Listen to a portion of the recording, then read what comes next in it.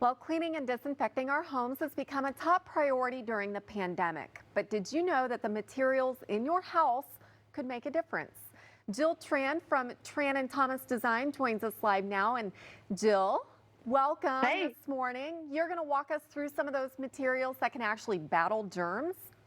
yeah, I'll tell you what, COVID has really changed design forever, really.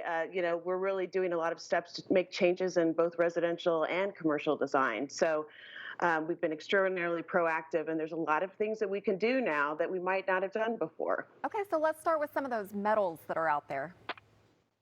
Yeah, well, one of the metals that, it's been used for 10,000 years that's actually very antimicrobial is copper.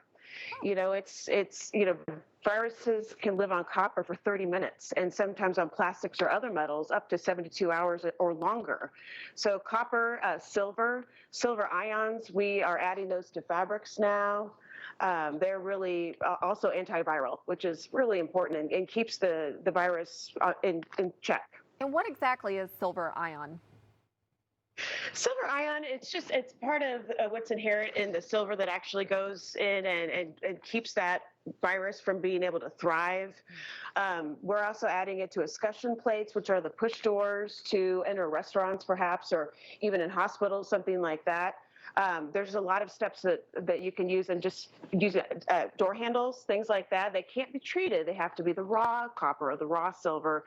But think of even your grandmother's silver. I mean, that's an example of something that we've been using forever and not even really thought about. So we're bringing those back. And let's talk about floors, because it seems like there are a lot of places out there that are now asking you to take your shoes off at the door, which maybe they didn't before.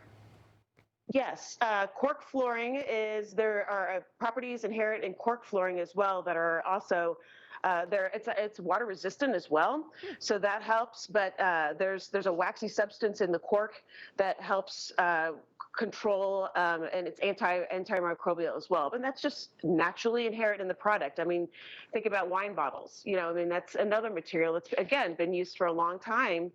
And I bought a yoga mat the other day that was made of cork. I mean, what a brilliant idea. I mean, you think about going to the gym and things like that. So it's a great material. And also those countertop materials, we talk about porcelain and quartz. Some of those are slicker than others. I'm not sure if that would have anything to do with what's safer. Yeah, it's more about being porous. Quartz is a non-porous surface. It is a man-made material, and that's wonderful. Marble is very porous, so it would kind of be the opposite of that in that regard. But the porcelain slabs, we can get those now in like 5 by 10 sheets. So not only is it not porous, but that we're reducing grout lines, and that's extraordinarily important because all those little areas are just breeding grounds for anything. So it's all about eliminating places for bacteria to hide and making it very cleanable easily. Fabrics even today, a lot of it you can use bleach on, and that's extraordinarily important. So we're bringing a lot of those back too. All right, Jill, thank you so much for your time this morning. We really appreciate it. Thanks. And of course, if you want more information, you can go to her website, tranthomasdesign.com. Alex.